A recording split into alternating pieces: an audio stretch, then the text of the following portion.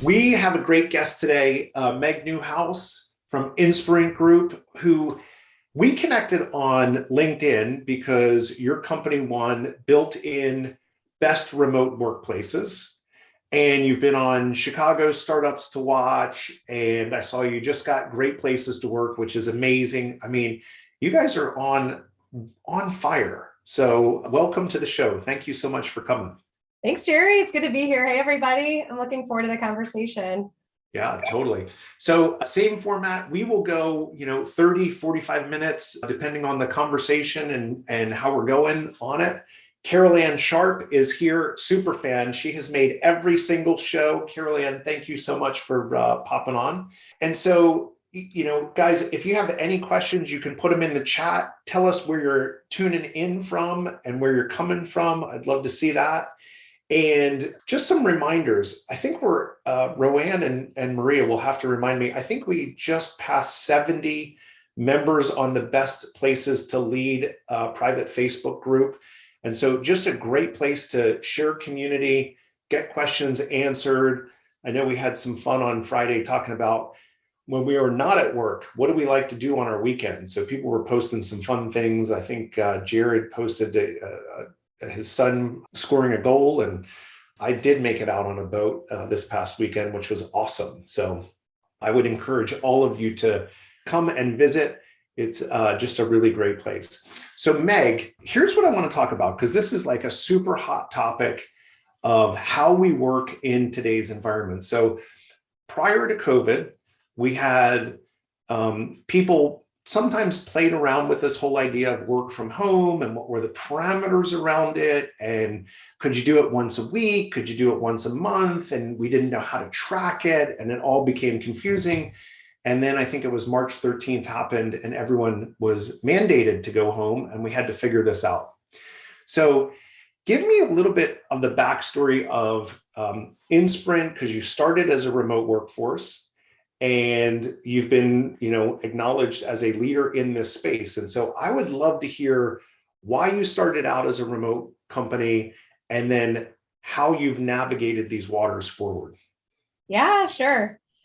So Inspirant Group, we co-founded in 2017. We are a management unconsulting firm. We founded ourselves to disrupt the consulting industry. And I think we're doing a pretty good job of that.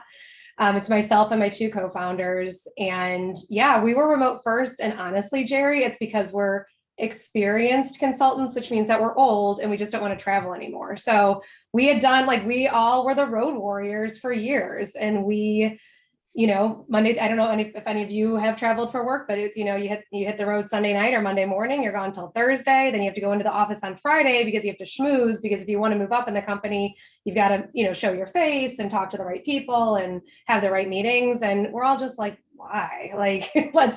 Let's just focus on what we do well. Let's do good work. Let's work with good people.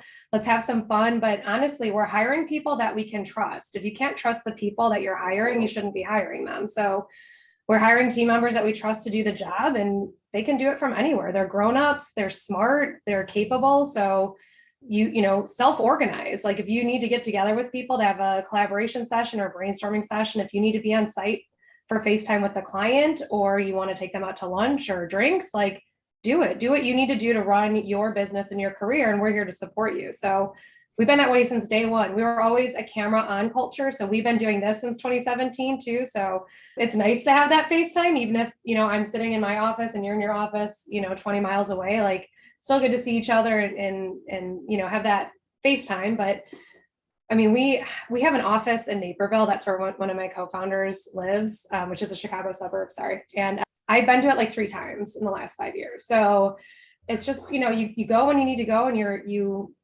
do the work you need to do when you need to do it. And we also, we're not a 9 to 5 either. I mean, people have kids and they get busy. One of our directors, when she started, she's like, I am doing kids things from 2 p.m. until 5 p.m., but I'll be back again later. And we're like, great.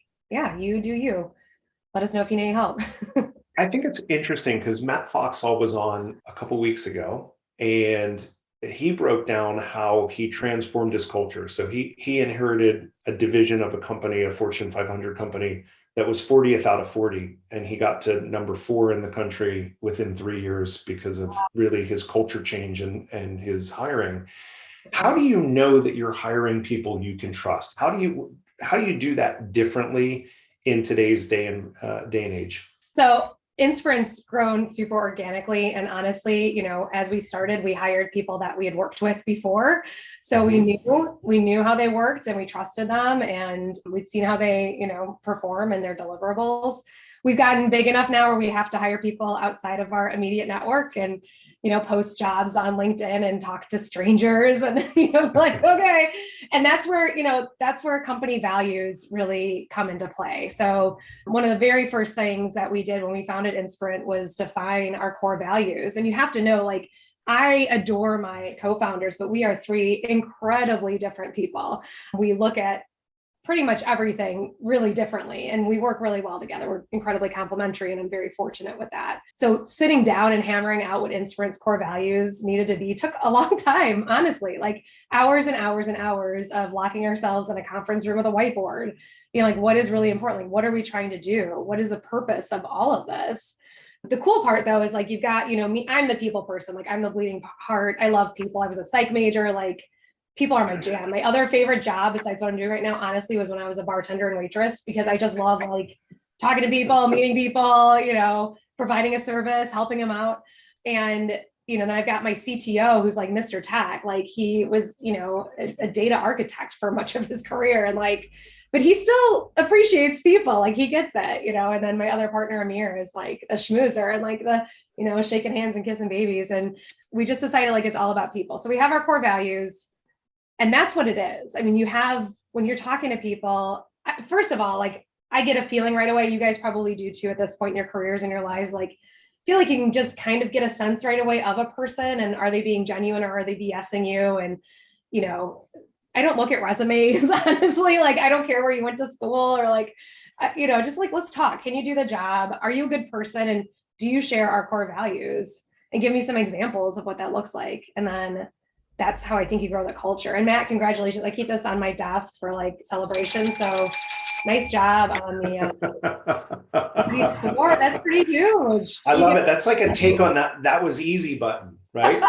It's just like when something good happens on a call, you gotta adapt, right? So this is how we celebrate with my little.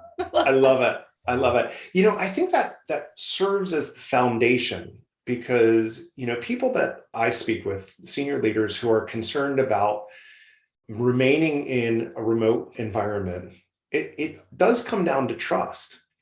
And, as I think about it, sales organizations have been remote for forever because you needed to be in a geography. And so you didn't show up to an office, generally speaking, and we were able to trust those people. And so this is not kind of a new concept, because we've had remote sales forces around the country.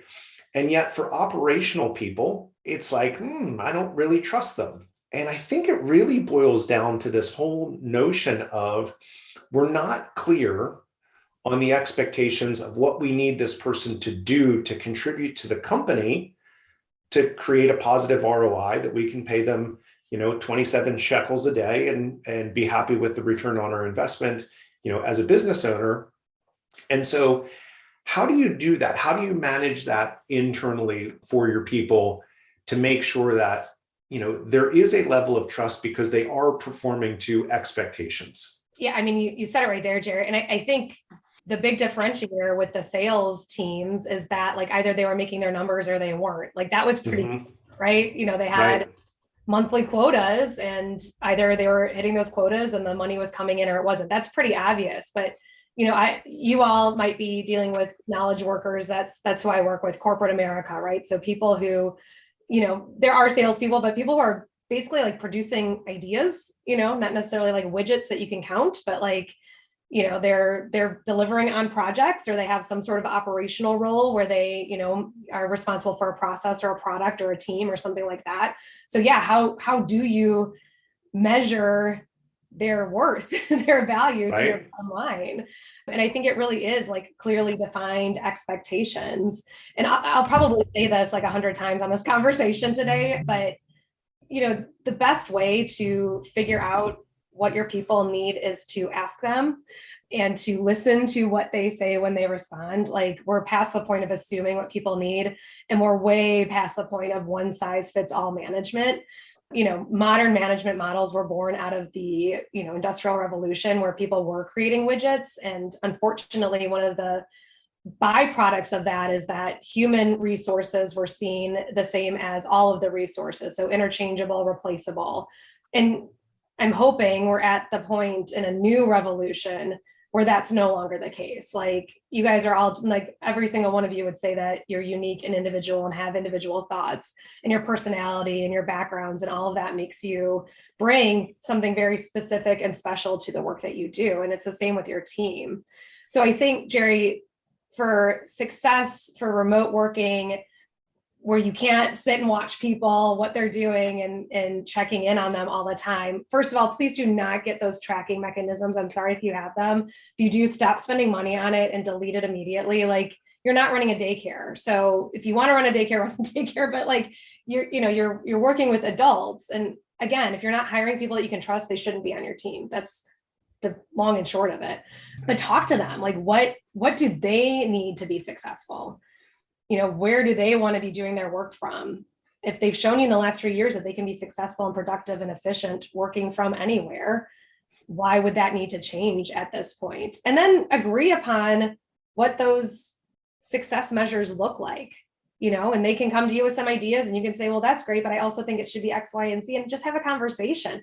That's what we did at Inspirant in 2021. Our team came to us and they're like, so we don't do annual performance reviews. We, check in with people regularly, but we formalized it a bit more as we were going into our next phase of growth in 21. And we asked the team, we're like, what do you want to do? And so our performance review system is like a choose your own adventure. Did you guys read those books? Like, I loved those, but like, you get to like, then you go back and be like, oh no, but what if I had chosen this one? It's not quite like that, but we basically have a point system. And so we have the leadership team came up with certain expectations, if they're working on billable client work, for example, what percentage billable their team is at any given time, that's kind of consultancy stuff. And, so we have quantitative measures. We also have some qualitative measures in there, like how happy is your team? And we have different ways of asking the team those questions as well. Internal, did you do a lunch and learn for the greater good of the organization?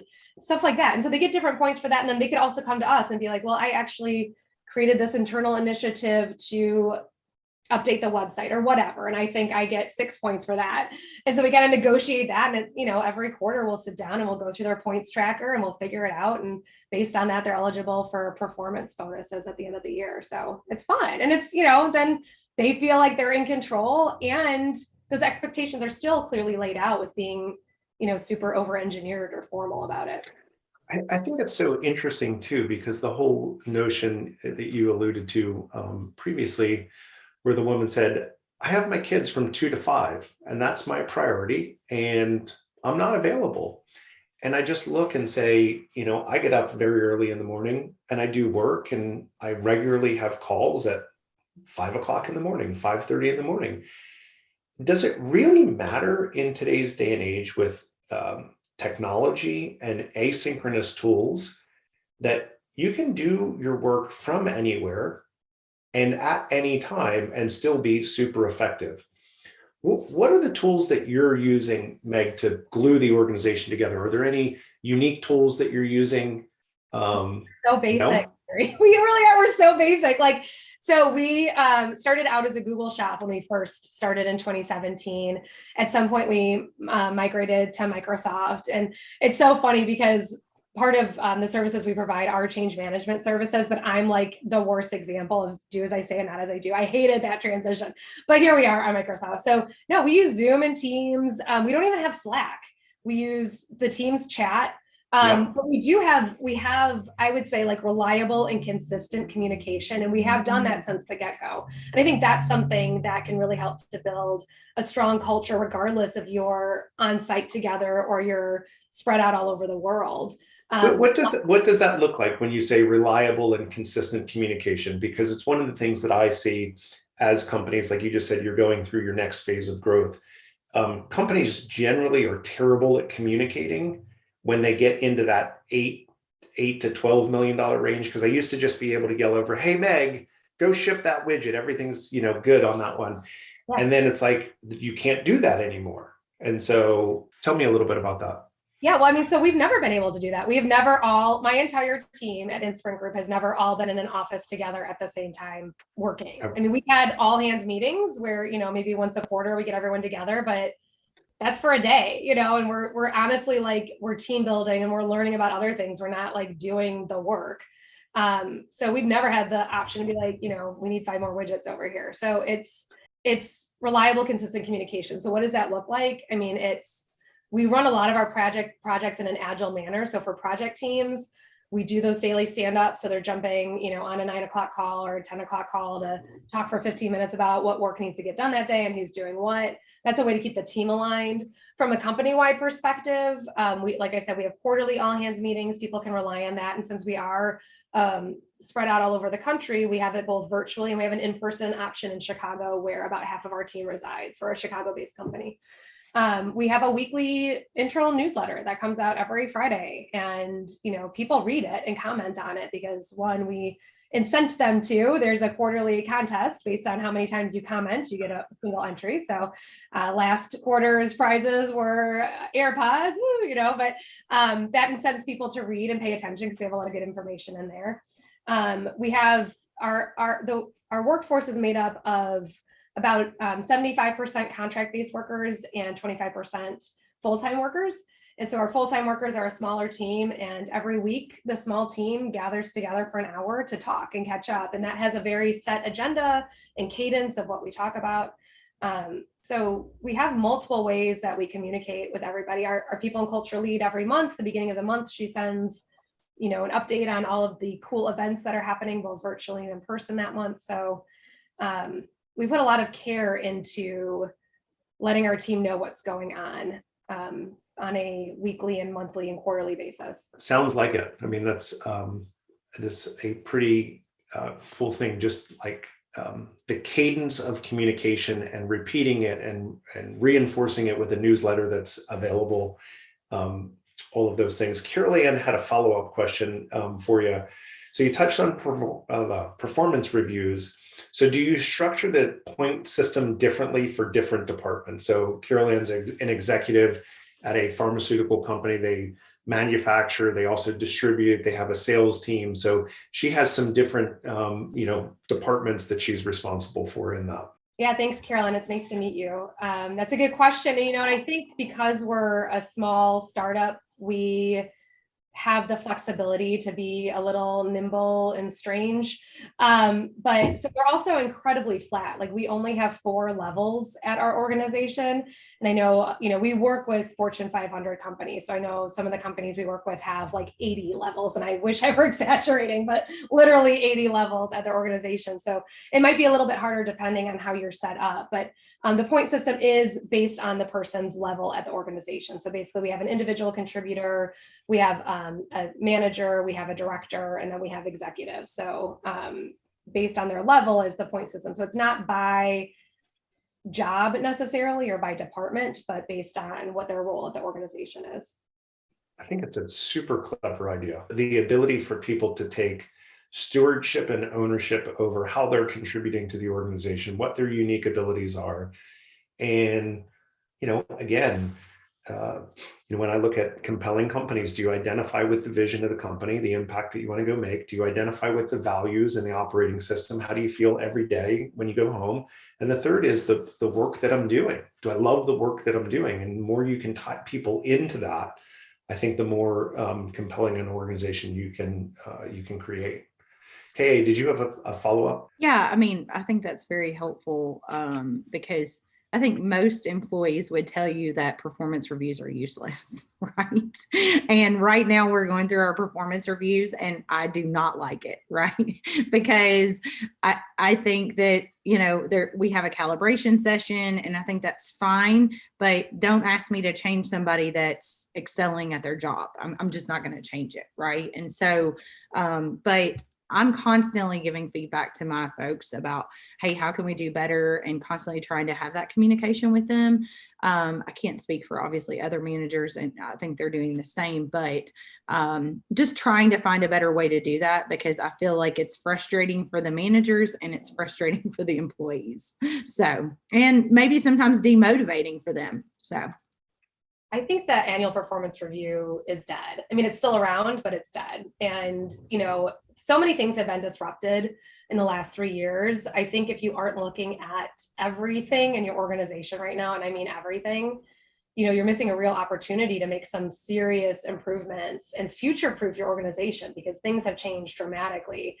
It's an employee world, and I don't think that's going to change anytime soon. I don't see that going back to, you're lucky to have a job and show up and shut up, sit down and do your work. Like, that's just not going to happen. I mean, especially with Gen Z coming into the workforce. I mean, that's not how they operate. That's in life. So they're not going to be one way here and then show up at work and be like, oh, just kidding. I'm not who you see on TikTok. Right. But so I think, Caroline, if you have any sort of, influence in discussing how to disrupt your performance review conversations, once a year makes no sense. I remember doing that as an employee, and I would go back. I mean, it would take forever because I'd go back to last year's performance review. I'd copy and paste and be like, okay. And then I would literally go through my calendar for the entire year and be like, what were the meetings I did? And oh yeah, I forgot about that project in February, and it was just like, why are we having this conversation a year later? It makes no sense. I don't know. So I think Inspirant is just one way. And like I said, we're small and strange, so we can kind of make it up how we want. And I know larger organizations might have a little more of a challenge, but I do think the time is to reassess, really, what are we trying to measure, and how are we going to get the best out of our employees with. I think that's so critical, because you look and say, just the whole notion of transactional low trust environments, the industrial revolution, you show up, you get in lines, and how the world has changed. And I think, the most forward-looking companies are going to win here. So I'm a big believer that if you are not, at the very least, creating a hybrid work environment for your people where, yes, we need some creativity and collaboration to cross over if that's something that you're comfortable with and you want to continue with your company, but giving people the flexibility to work from anywhere. I thought this was really interesting. Paul was able to pull these statistics, but there was a LinkedIn study that looked at all the job posts since 2019 to 2022, 83% increase in job posts mentioning flexibility since 2019, 343% more mentions of flexibility in company posts since 2019, and 35% improvement of engagements when a company post mentions flexibility, right? And so if you don't think this is a hot topic and what people are thinking about and talking about, then you're missing a real opportunity to differentiate your company. And if you're going to be like Apple, who's really forcing this return to office and keeps on delaying it, I think there's a miss for, I'll include myself in this now, the old white guys running companies. I'm 47. I'm very conscious about, the decisions that I make, and are they out of touch with the reality? You mentioned that, the Gen Zs, the people who are really the greatest part of the economy at this point in time. There's no more workers than from the Gen Z. And so we have to just constantly be thinking about where we're at in the process and how we can improve our business, not only for our customers, but for our internal customers as well, which are our employees. I think it's super important. Any other things that you're doing, Meg, on your approach and how you're setting Inspirant apart? I mean, I'm super proud of the team and the culture. You mentioned a couple of the awards, and those aren't everything, but what I appreciate is that they survey our team. And so our team is happy. I mean, we're getting 100%, happiness across the board on all these different areas. And it's just like, for me, it's like, yeah, that's what we set out to do. I mean, it's like seeing your dream come true, which is amazing. Something I think that's a little bit of a differentiator for us as well is that I mentioned our 25 to 75 ratio of W-2s to 1099 employees. Sorry for, is everyone here in the States? So sometimes I forget who am I? Okay. So full-time employees to contract-based employees. And that's intentional because we are small and nimble and we're still growing. But I left my great job in 2012 because they weren't flexible. I had 2 little kids, and I actually spent a lot of time putting together a proposal for a 4-day work week so I could have 3 days with my young children at home. And it was rejected outright. Like, it wasn't even a conversation. I was like, no, we just don't do that here. And I was like, but you could, look at what I put together. And so I quit, and I told them in the exit interview, I said, I would have stayed if you would have just let me be a little more flexible in my job. And I was a high performer. I always got the highest rating on my review, and I, was always looking to innovate and do new things. And so, I like to think that they lost someone talented, but I left, and everything happens for a reason. I'm where I'm supposed to be right now because of that. But during that transition from when I left this full-time job and starting Inspirant, I did a lot of contract-based work. And I was always just kind of thrown in. My master's degree is in instructional design. So I would create training programs, mostly in IT. And I was thrown in as the instructional designer. And it wasn't like I was brought into the culture of the team or even like the company I was subcontracting through, or like, let alone the client that we were actually doing the work for. It was very hodgepodge. And it was not a great way to work. So when we started Inspirant, I said, look, if we're going to have a contract worker-based model, they're part of the Inspirant family. Like, I know there's US, there's certain laws where we can't treat them entirely as employees, but they're part of the culture. Like, we set them up with a mentor when they first start, and they're invited to our social events. And we just had a lunch and learn this afternoon. They're invited to the lunch and learns, and we're here to support them as if they were part of the team. And, just because they choose to be a contract-based worker, or we're testing them out before we hire them on full-time, doesn't mean that they're any less part of the team. So I like to think that's one of our big differentiators as well. Everyone is considered an unconsultant, and so we treat them as such. They all get the swag and the welcome, and I think it really makes for people who are really committed and dedicated to our organization. And I think there's sometimes I literally hit my head and I think to myself, that is so obvious, and yet it's not in the marketplace. And so I think one of the things that I think that's so obvious is, if you treat your people like transactions, come in, work your 40 hours a week, here's your paycheck, go home, I don't care about you, I don't know your families, I don't know your kids, then you're going to get that level of work from people. And yet, when you bring people in and you create a transformational relationship, it changes the dynamic of what is possible.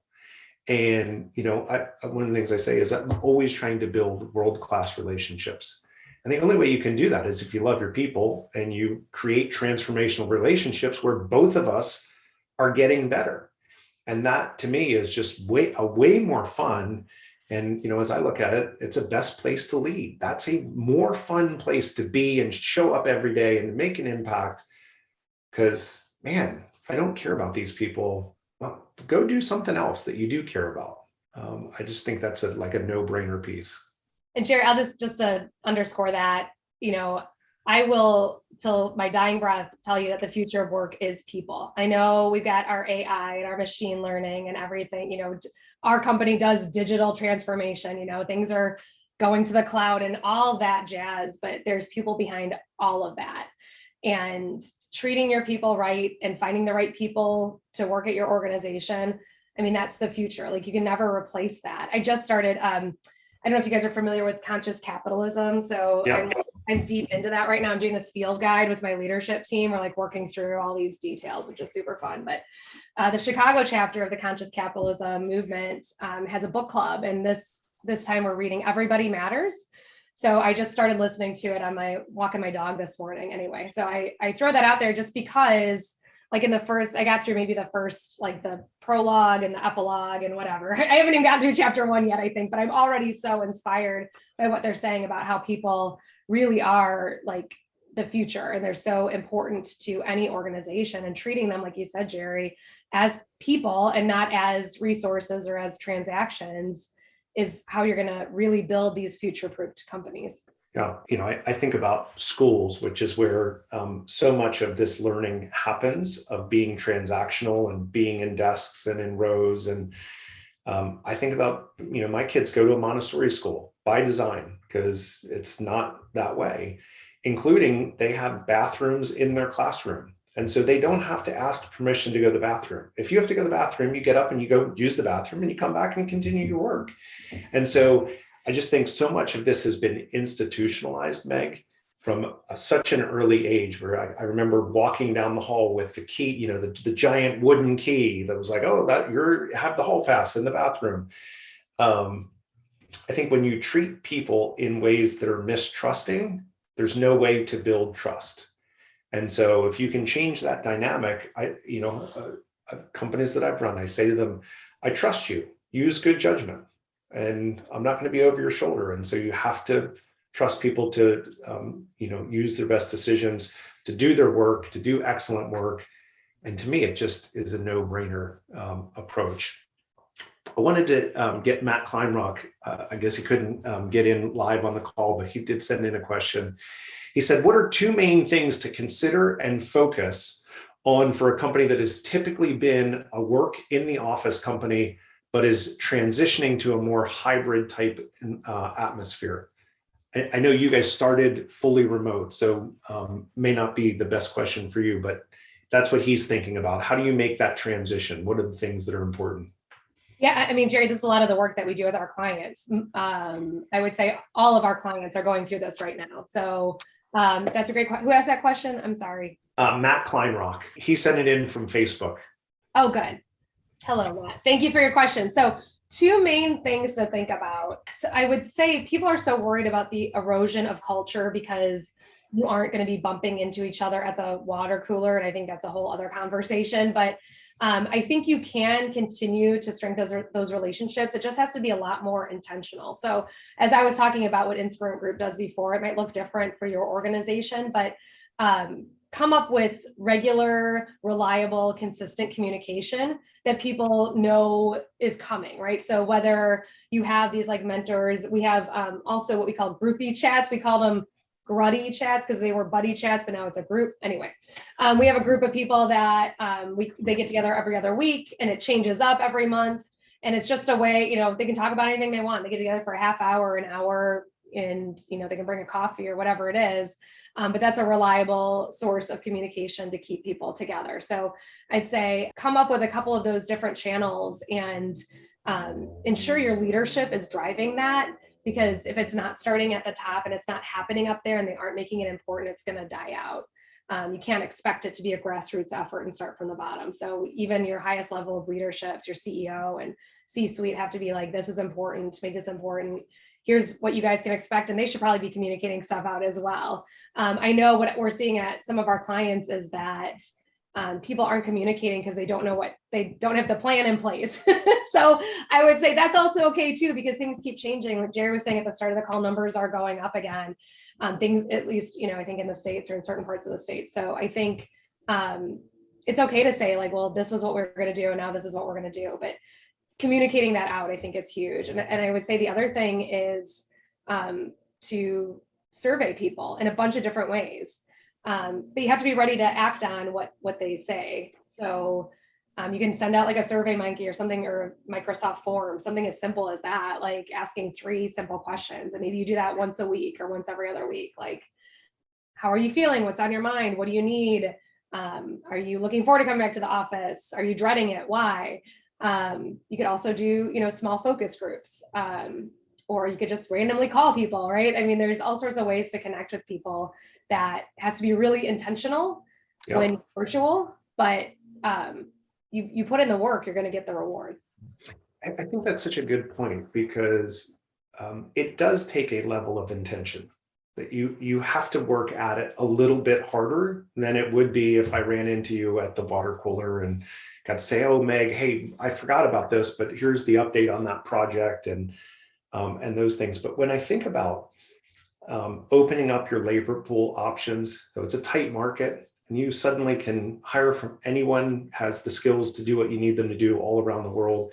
When you can improve the work-life balance, it's critical. Like I think about one of my friends who loves taking Friday work from homes because instead of taking a lunch, he goes out and mows his lawn and does all of his yard work that he would otherwise do on a Saturday or a Sunday and take the time away from his family.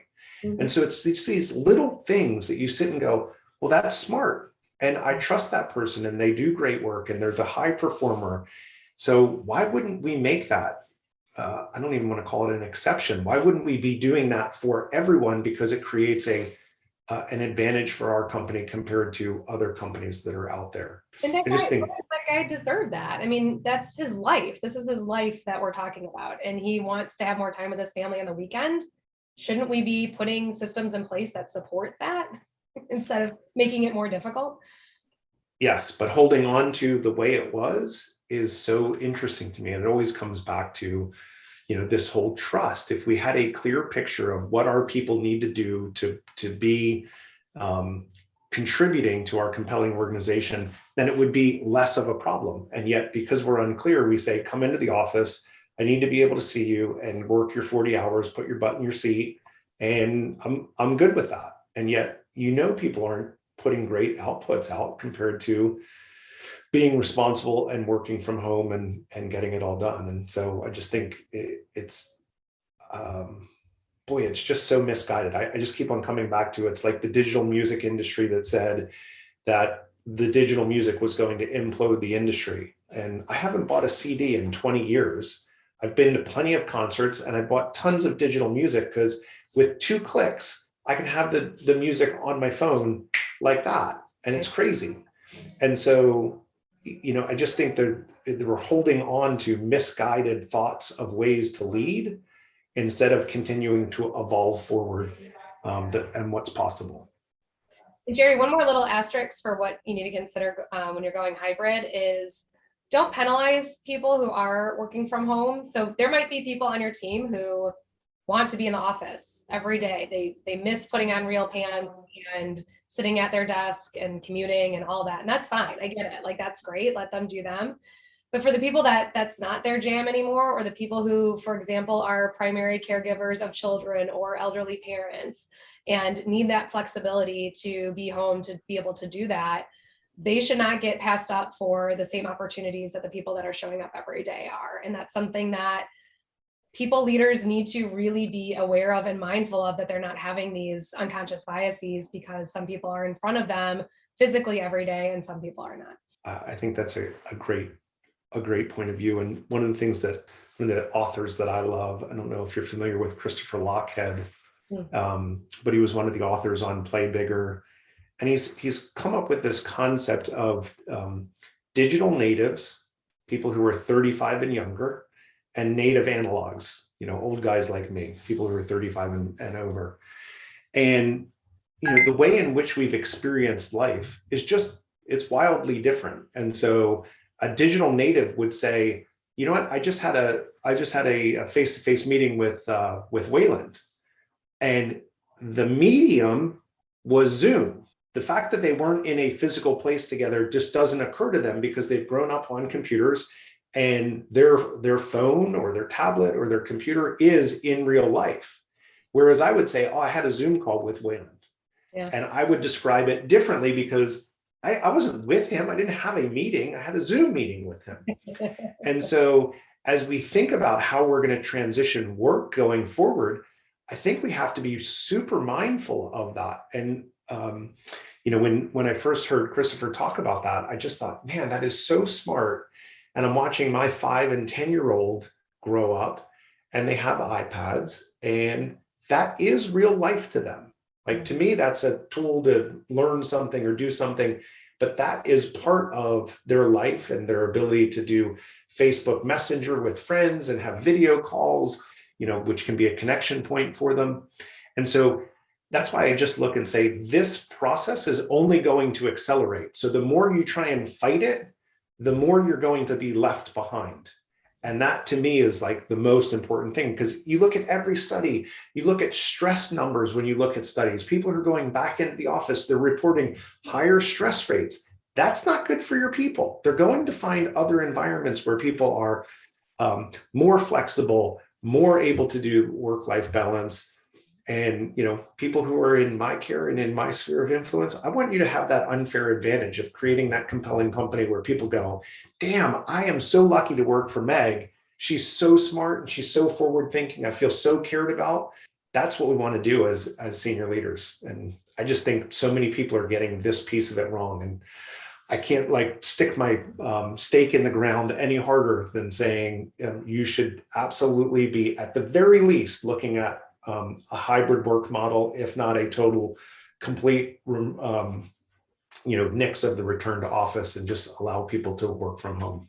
So I love the work that you are doing in all aspects of not only teaching companies how to do it, but also being a product of your product, which is you guys are living it too. And you can create a great, compelling company and a startup to watch and a best places for remote work.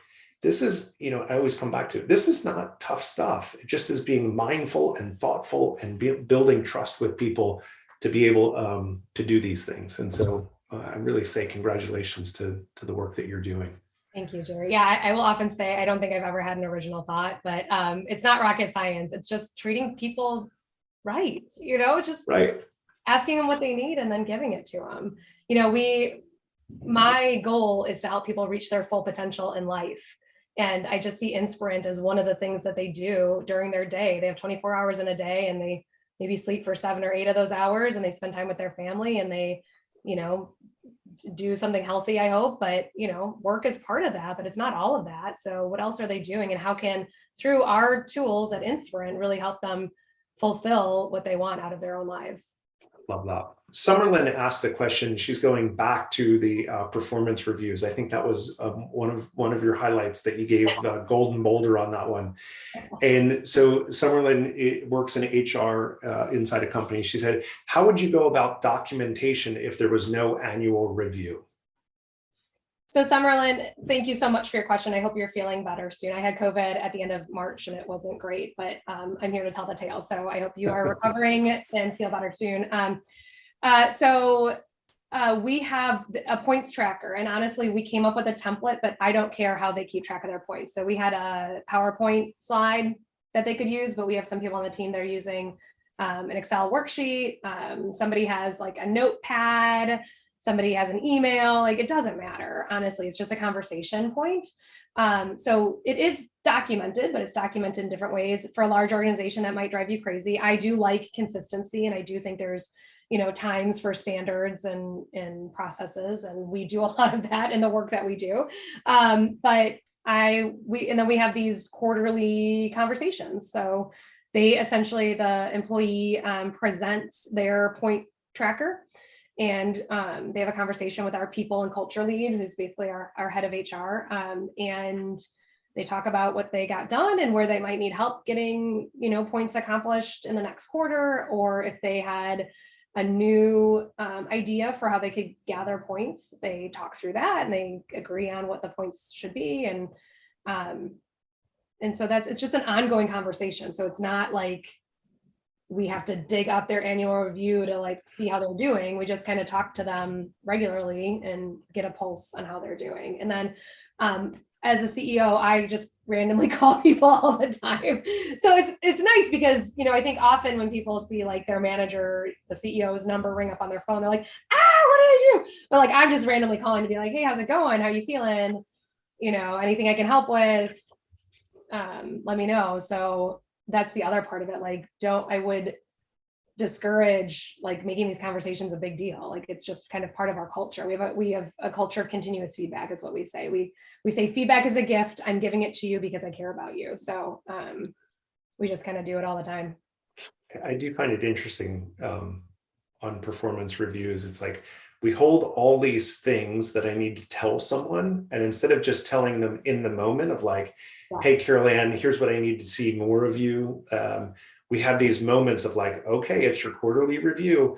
You know, the manager is sitting there having a million things to do. And now I've got to do 13 direct report. And it's like, oh, this is just, we can change the dynamic of, as you said, you know, continuous feedback. You should be letting people know how they're doing, high-fiving them. That was awesome. And why wouldn't you give them that gift? I think it's a place that, you know, companies miss. I know Kim Bach was on the call for a minute. She must have dropped off, but, you know, we've had lots of conversations about continuous feedback, and she is so good about doing that. In fact, I probably should have her on the show, just giving the performance reviews, just because her ability to communicate and to model what that looks like in meetings, in one-on-ones, just all of those pieces, it just improves the relationship, because, you know, you shouldn't ever guess where you're standing with your leader, your coworkers, your clients. You should be asking for that feedback on a regular basis. I think some people are scared to do it though. Yeah, people want to know where they stand at all times, and, you know, and your high performers especially. I mean, I think, yeah, it's an absolute gift to be able to give that to people. Yeah. We need the trophies, Meg. We need the trophies.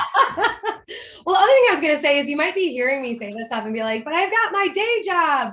But I honestly think, like, if you're a people leader, that's your job. You know, in my personal opinion, like, my job, I'm the CEO and I got a lot of stuff going on, but like, really, when it comes down to it, my job is the care of my people, you know, that have chosen to share their talent with Inspirant Group. So that is what I am responsible for every single day. And everything is kind of secondary to that.